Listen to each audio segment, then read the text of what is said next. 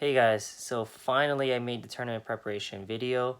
When you watch this video, don't watch it, mostly just listen to it like a radio. So just have it on in the background and kind of hear what I say.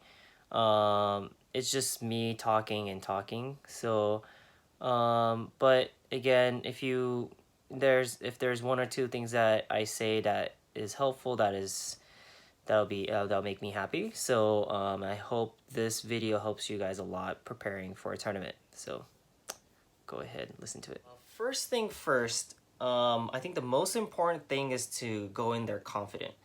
So I try and focus on things that I know I do well. So let's say you're in the warm up area. You're preparing yourself to go out. Um, there's a lot of people that just bust out their katas, does their sequences, full on, and then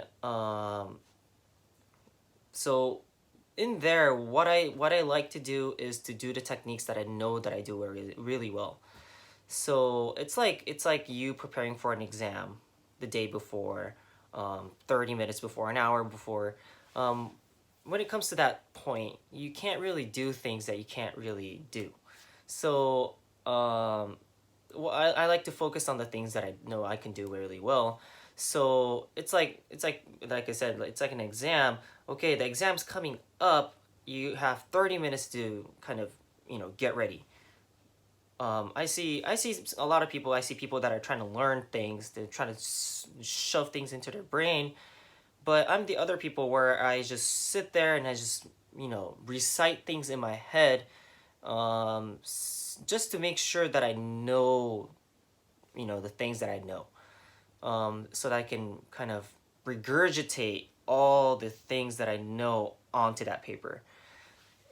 So that's what I do in kata. Also, I just focus on the things that I know or things I can do really well. So let's say, like I say, breathing. I don't think a lot of people focus on breathing before. I just take really strong breaths in and then out, in and out. Breathing is one of the things I do really well. I've practiced a lot, so I try to make sure that I can do that on the ring. So that's one thing. So I focus on the things that I know I can do really well. Second thing, um, that what I talked about just now was like 30 minutes before. Right now, so let's say what I'm going to talk about. Right now, I'm going to talk about the things that you can do, like the night before. So this is like 24 hours, 12 hours before your competition. Um, 24 hours before your competition, what I would do is to go to the venue if you can. So that way you can kind of see where you're going to do your kata at. So what I like to do is visual training. That's another thing that I like to do. So visual training. Um, that that's why I kind of like to go to the venue the night before or the day before. That way I have a whole day to prepare to kind of imagine myself competing on that mat. I think the biggest advantage you can have is to have that competition experience before your competition, before your opponents can get that experience. So again, the more you practice, the more you do better. So same logic goes for competition. The more you have competed on that mat, the better you perform probably. So and obviously you can't really go on that competition mat. So just going there and really imagining yourself being on that mat and doing it in your head makes a big difference. I think I saw a study before where I think it was like a military group where they practice shooting in real life, and then in the other training they practice shooting visual or not visually, mentally, and they checked how their brain worked, and their brain function of actually shooting and imagining mentally shooting, um, their brain functioned almost the same way. So when I saw that, I was like, that's really interesting. Your brain, you can actually trick your brain to think that you are competing when you're actually not. You can trick your brain to actually perform that routine when you're actually not. So that's one thing that I thought was really interesting that I can incorporate into my matches, was to actually visualize myself being on that mat, walk on that mat, and then do my whole kata, you know, there.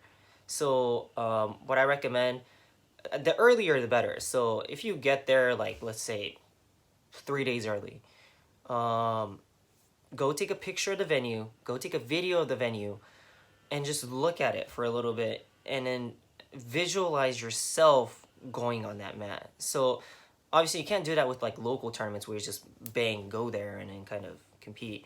But for major tournaments, like for the people in the United States, like US Open, you're there like the day before. You probably, you've probably been there before. So maybe looking at the matches that you competed at, it would probably help with the visual training. And maybe looking at other athletes' videos. There's videos, bunch of videos of US Open online.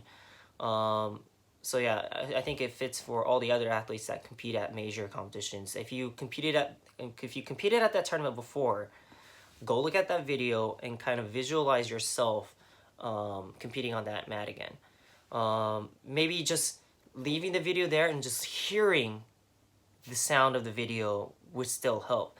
So I don't really do it as much now, but before when I practiced, this is all about practice, but I practiced with my video on max volume, just people making noises. So you know how there's like a whole like noise from the crowd, and sometimes I put kumite people's videos on there, and then I just leave it on, because that way when I practice, it just feels like you're there. So you basically make a crowd. You can't gather all the like hundreds and thousands of people to your dojo. So what I did was, you basically make a crowd. You raise your volume of your phone, just put it on speaker, put it on the corner, and then just do your katas. That way it feels like you're competing in a crowd. So that's what that's one thing that I like to do, it's kind of like I try to make that competition experience as much as I can. So yeah, visualize your training or your competition before you go up. That's a major thing that I do. And yeah, and in that visual training, really prepare yourself to kind of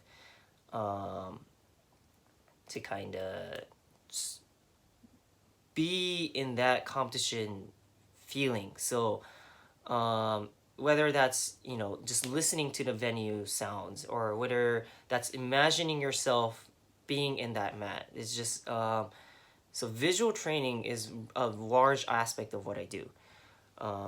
That's the second thing. What else do I do? Obviously look at the draws. Make a game plan. Before, when it was flags, you really had to think about what you do against what opponent. So that was basically, it's kind of like kumite, that was basically your katas versus your opponent's katas. So it's kind of like a video game where they put out a card, and then you versus that card with your card, and hope in the hopes of you can beat that opponent's card with your katas. So, but nowadays it's points now. So the game plan kind of changes. I think for the kata players now, it's, you don't really have to make too much of a game plan. You have your first, second, and third round. I have 3 different types of first, second, third round. I make a first, let's say my first round is easy, which is a really rare case, because in Premier Leagues every single round is really, really difficult.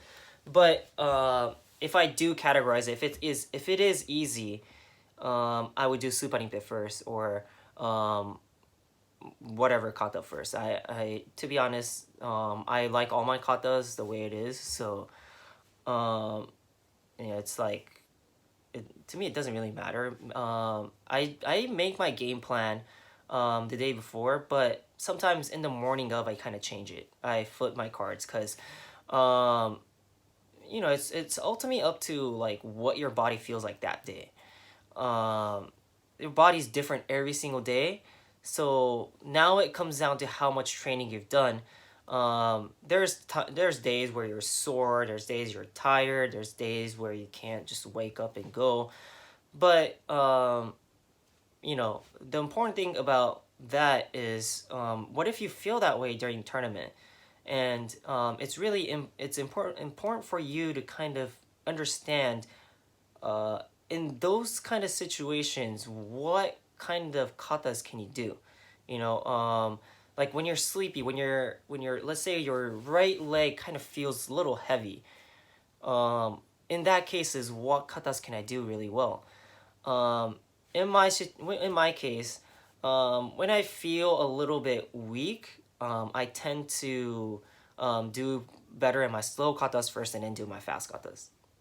So don't listen to that. That's just me. So but it's different for every single person. So base your game plan, yeah, on your opponent, but also on your condition of that day, and your condition coming up to bringing up to that tournament day. So if you feel like your Kano Chinto is on fire. It's just coming out of you like it's natural to you.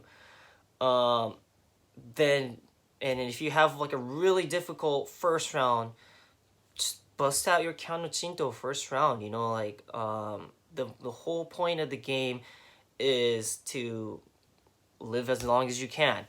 So yeah, do your best kata first if you have to do that. Um, Second thing is to, what was I gonna say? Um, yeah, just base it on the game plan. So oh yeah, so now that it's points, it's not really your kata versus your opponent's katas now. It's more of you being able to do your kata the best. That's the whole game now. That's the biggest difference that I feel and see from flags and points. It's not really, all right, I'm gonna beat this guy anymore. Before it was kind of like that with flag katas. Um, but now it's um, like it's kind of like gymnastics in a way, and figure skating. If you it's whether or not if you can bring out your best or not. So now that when it comes to that, there's a lot of things you can do, um, and I have like a routine that I do. There's a lot of things that I do to bring out the best out of me. Um, but that I think you have to figure it out yourself, because that's all from experience. It's you can't. Not many people can just do their kata right away. There's a method of preparation, I think. You know, ultimately, I think as a karateka, you have to be able to do your kata at any time, any moment. Um, but luckily, now that it's a sport, it's totally different now. You don't really have to, um, just bust out your katas when you don't want to. But the thing is, though, you have to be able to do it at a certain time. So that's the most important thing now as an athlete. So that you have to figure it out yourself. Now, whether that is, I don't know, like eating your favorite food the night of or the morning of.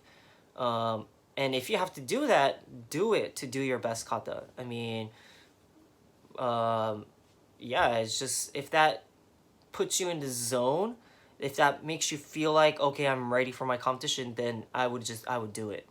um, if you have to do 10 push-ups before you go up to kind of fire you up, then do it. Who cares what people think? Like, like, it's whether or not you do your best kata or not. So yeah, I've been talking for 16 minutes now. I apologize. When I start talking about these kind of stuff, it just comes out. But all right, so I summed up everything that I mentioned in this one slide or whatever it is. So please take a look to kind of refresh yourself with the things that I said. And I hope this really helps. If not, you can always comment on the comment section below. And if there's anything that you want to know about my competition, or if there's anything that I can do to help you guys, please let me know. I hope I can make a video, and I'll see you guys next time. Peace.